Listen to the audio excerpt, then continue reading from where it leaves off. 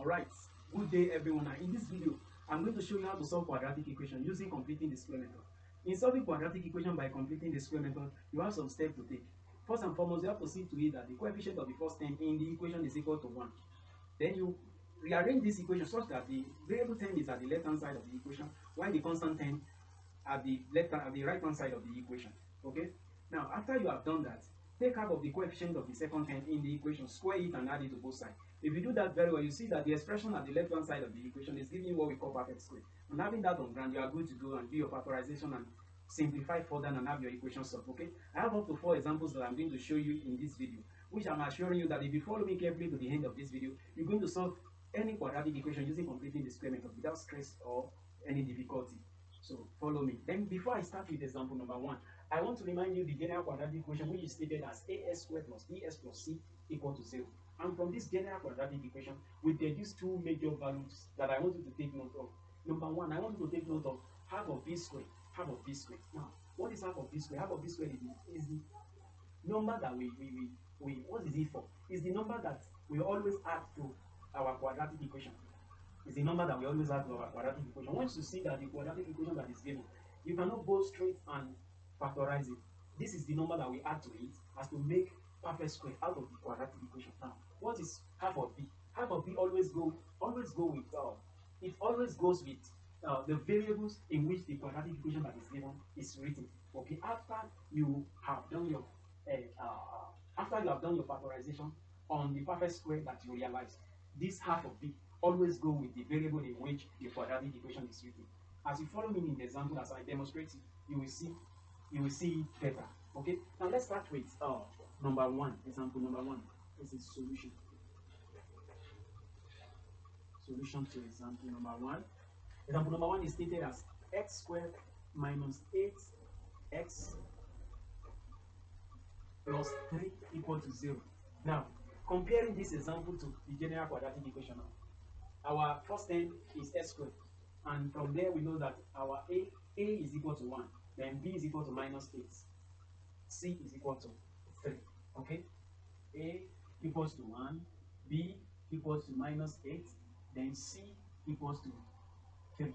Okay, now let's rearrange this equation. Since we are having the coefficient of the first term to be equal to 1, let's rearrange, and rearranging it give us x squared minus 8x equal to minus 3. Of course, taking positive 3 from here to the other side of the equal to sign, make it to change from a positive 3 to negative 3. Okay, so the next thing to do is to add the value that we make this expression perfect square to it. And what's the value? The value is half of b squared, half of b squared, half of b squared. And what is that? That is, our b is minus 8, and you know half of minus 8 is equal to minus 4. Okay, minus 4 squared. That will give you 16. Okay, so we have 16 to be added to the both sides of the equation, so plus 16. So if you look at this very well, this is giving us perfect square. So having perfect square here, you can factorize by putting down the bracket. Okay, so we have this as minus 3 plus 16. That will give you 13. Okay, don't forget to put square on top of the bracket. That is, don't forget to square the bracket. Okay, so the variable in which the equation is written, just put it, and you know this gives us x squared. Okay, now what do we have to this x in this bracket as to have our factorization done? Okay, what do we add? Like I stated earlier on, we add b all over 2. And what is p? P is minus 8. Minus 8 over 2 is equal to minus 4. Okay, so here will be minus 4. So if you take your time to expand this bracket and clear off the bracket, you will get back this expression. You can try it on your own. Now from here, we take the square root of both sides. Taking the square root of both sides, you have square root of this, square root of this. So we have plus or minus square root of 13. Okay, square root cancel square, and you are left with x minus 4 equal to plus or minus square root of 13. Okay, so the next thing to do is to make x the subject of formula, and doing that we have x is equal to plus 4 plus or minus square root of 13. Okay, square root of 13, you can express it using calculator. The square root of 13 is equal to 3.606. 3.606. And from here, you have your x to be equal to 4 plus 3.606. That will give you 7.606, or x is equal to 4 minus 3.606. That will give you that will give you 0.394. 0.394. Okay, you can use your calculator to do that. Then let's move to example number 2. Let's move to example number 2. Okay, example number 2 is stated as x squared plus 3x minus 2 equal to 0. Okay, having the coefficient of the first term to be equal to 1, let's go straightforward and rearrange our equation. So we have x squared plus 3x equal to positive 2. Okay, because taking 2 minus 2 from here to the other side, it's become what? It become plus 2. Okay, so what we had to this expression now to have perfect square, we had half b squared. Okay, and don't forget, in this equation, b, a is equal to 1, b is equal to what? 3, then c is equal to minus 2. Okay, so we have half b squared. Half b squared will be 3 all over 2 squared. And that gives you 9 over 4. Okay, so 9 over 4 will be added to both sides now. 9 over 4. 9 over 4 then plus 9 over 4. Don't forget, whatsoever you do to this side must be done to the other side. So, okay, now having this, we are having what? We are having a perfect square. So we can go ahead and do what? Do our factorization. Just put down the bracket, square it, then put down the variable here. And what do you have to this? We had b over 2. And b over 2 is 3 over 2. Okay, so plus 3 over 2. Don't forget, it's positive 3 over 2. Okay, so if you open this bracket, if you expand this bracket and clear up the bracket, you will get back this expression. You will get back this expression. So we have equal to 2 plus 9 all over 4. Let's take the LCM of this. So the LCM is 4, and this as well as is and same thing as 2 over 1. Okay, 1 in 4, 4. 4 times 2, that is 8. Now 4 in 4, 1. 1 times 9, we have 9. Okay, so that we have 17 all over 4 here. So let's put down 17 all over 4. Just to we have 17 all over 4. Okay, 17 all over 4. Now what do? We take the square root of both sides of the equation. We take the square root of the both sides. The square root of the both sides. So we have this. Okay, square root we cancel square root. Don't forget, square root always cancel square root. Okay, so that you are left with x plus 3 over 2 equal to plus or minus square root of plus or minus square root of 17 all over 2. Of course, we know that square root of 4 is equal to 2. Okay, now the next thing is to make x the subject of formula, so that we have x is equal to minus 3 all over 2 plus or minus square root of 17. And you know that square root of 17 is equal to what? It's equal to 4.123. 4.123. You can express the calculator to check that. 4.123 all over 2. So x is equal to, take the LCM of this. You have the LCM to be 2, and 2 into 2 is 1, and 1 times minus 3, that's minus 3, plus or minus 2 into 1, 1 times 4.1123, that's 4.123. Okay, so that your x will be equal to your x will be equal to 0.562, 0.562, or minus 3. The rest is equal to 0.1562, or minus 3.562. Okay, now let's move to example number. Now example number 3 is stated as x squared minus 12x plus 1 equal to 0. Okay, then let's do the arrangement. And we have x squared minus 12x equal to minus 1.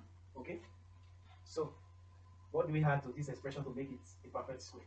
We add, don't forget, we always add half of b squared. And what is b in this expression, in this equation rather? What is b?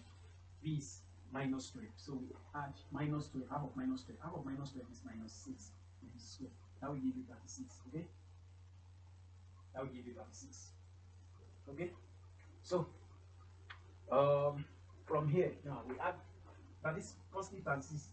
We add 36 to both sides. 36 plus 36. Okay?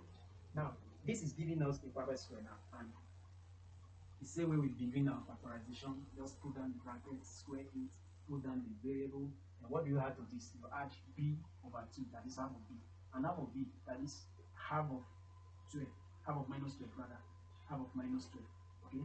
That gives you minus 6, okay? Here is minus 6, and I'm assuring you that if you open this bracket, take your time to do it yourself. Open this bracket, you expand this bracket and clear up the bracket, you get back this, okay? Get back this expression. So, equal to minus 1 plus 36, that will give you 35. Okay? Now, the next thing to do is to take the square root of both sides. Square root of both sides.